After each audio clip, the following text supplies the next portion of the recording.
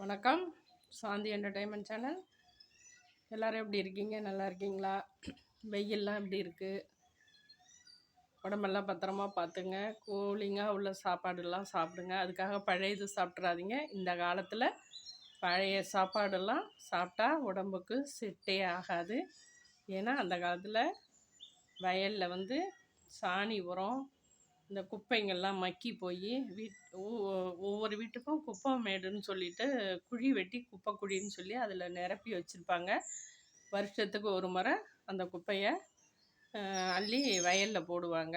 அது உரமாகும். இப்போ அதெல்லாம் கிடையாது. சாணி உரம் கிடையாது, குப்பை உரம் கிடையாது, மக்கி போன குப்பை உரம் கிடையாது, இயற்கை உரமும் கிடையாது. எதுவுமே இல்லாமல் செயற்கை உரமாக என்னென்னமோ பேர், யூரியா, பொட்டாசியம், அது ஒரு பூச்சிக்கொல்லி மருந்து என்னென்னவோ அடிக்கிறாங்க. அதனால் அந்த விவசாய நிலத்தில் விளையிற விளைச்சல் இருக்குது பாருங்கள், நெல் மணிகள்லாம் நமக்கு ஃபுட் பாய்சன்.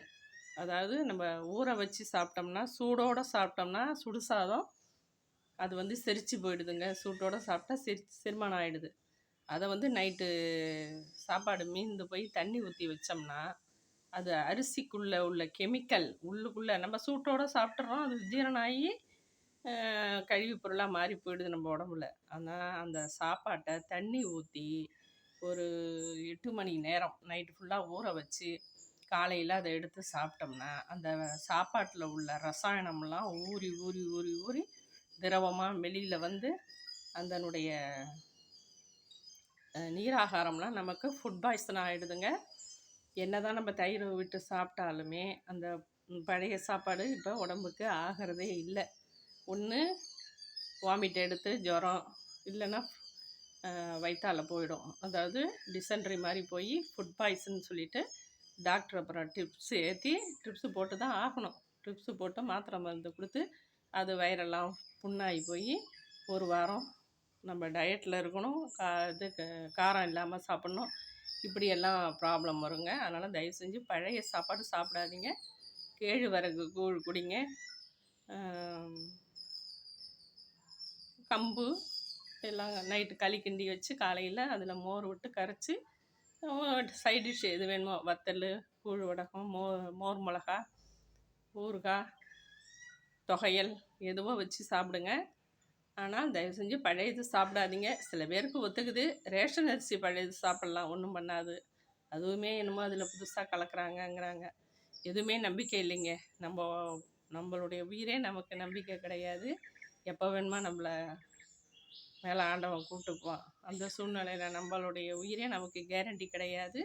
நம்ம எப்போ போவோங்கிறது நமக்கு தெரியாது. அப்படி இருக்கும்போது சாப்பாட்டிலலாமும் நம்ம ஜாக்கிரதையாக தான் சாப்பிட வேண்டியதாக இருக்குது. அதாவது ஃபுட் பாய்சன் ஆகக்கூடிய பழைய சாப்பாடு தயவு செஞ்சு ஒத்துக்காதவங்க சாப்பிடாதீங்க. கம்பங்கூழ், கேழ்வரகு கூழ், இன்னும் என்னென்னவோ நிறையா வெரைட்டிஸாக விற்கிறாங்க. தயவு செஞ்சு விற்கிற கூழுமே வேண்டாம். அவங்க எந்த தண்ணியை ஊற்றி கரைக்கிறாங்க, எப்படி இருக்குது கூழெல்லாம் எப்படி காய்ச்சுறாங்கன்னு தெரியாது. அதை சாப்பிட்டு கூட சமயத்தில் லூஸ் மோஷன் போகும். ஏன்னா அதுக்கு சைட் டிஷ் எல்லாம் காரப்பொடியை தூவி மாங்காய், நெல்லிக்காய் இதெல்லாம் அவங்க மோர் மிளகாய் எல்லாம் கொடுக்குறாங்க. அதெல்லாம் நமக்கு செட் ஆகாது. வீட்டிலே பழைய சாப்பாடு சாப்பிட்ணுன்னு நினைக்கிறவங்க சாப்பிடுங்க.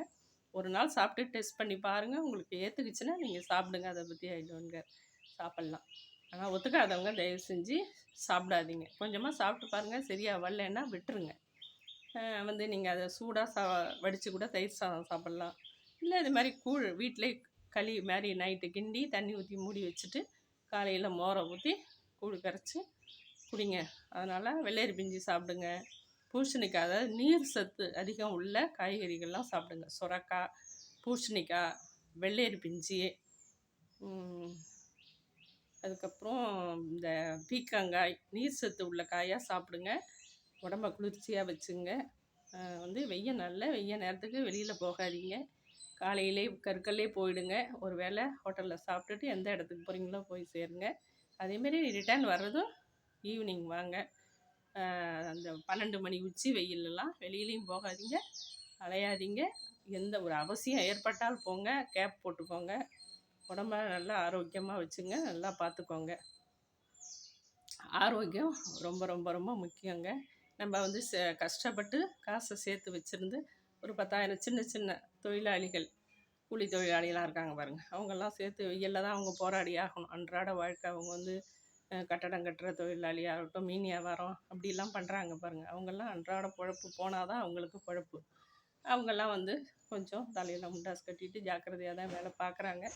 இருந்தாலுமே அவங்களுக்கு பாவம் தானேங்க. கஷ்டப்பட்டு சேர்த்த காசு ஏதோ ஒரு ப்ராப்ளம்னா அவங்க கவர்மெண்ட் ஆஸ்பத்திரி இருக்குது, அது ப்ரைவேட்டில் அவங்க போக மாட்டாங்க. காசு உள்ளவங்க தான் ப்ரைவேட்டில் போவாங்க, இல்லாதவங்க கவர்மெண்ட் ஆஸ்பத்திரிக்கு தான் போவாங்க.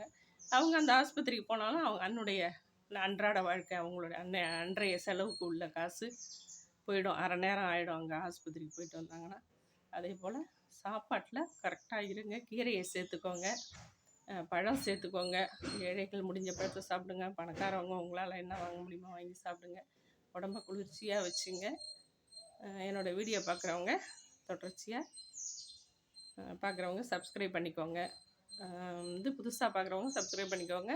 தொடர்ச்சியாக பார்க்குறவங்க லைக்கு கொடுங்க. ஆளுங்கிற பட்டனையும் அழுத்திக்கோங்க. எல்லாருக்கும் ஷேர் பண்ணுங்கள்.